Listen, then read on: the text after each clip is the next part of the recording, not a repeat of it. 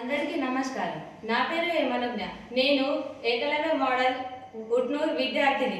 ఈరోజు భారతీయ భాషా ఉత్సవ భాగంగా కొన్ని సామెతలను అనేక భాషల్లో చెప్పబోతున్నాము. అందులో మొదటిది చంకలో పిల్లనెత్తుకొని ఊరంతా వెతుకుతున్నట్టు. దీనికి అర్థం మనకు కావాల్సిన వస్తువు ఏదైనా వస్తువును మన దగ్గరలో పెట్టుకొని దానికోసం ఊరంతా వెతకడం, చుట్టుపక్కల వెతకడం అని దీని అర్థం.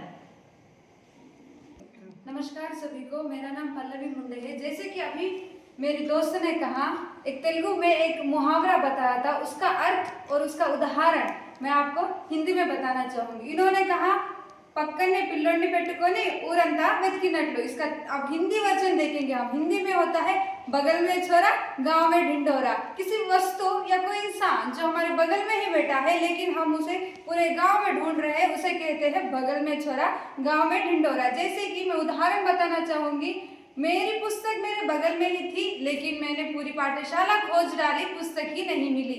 हम इसका उदाहरण देख सकते हैं, बगल में छोरा गांव में ढिंडोरा। నేను టీజీఎంఆర్ఎస్ విద్యార్థిని. ఈరోజు నేను చెప్పబోయే సామెత కొండను తవ్వి ఎలుకని తీసినట్టు.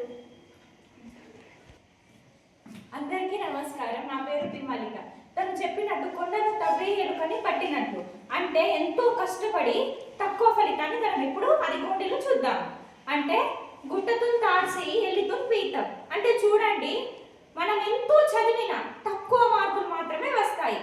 ఇది దాని అర్థం.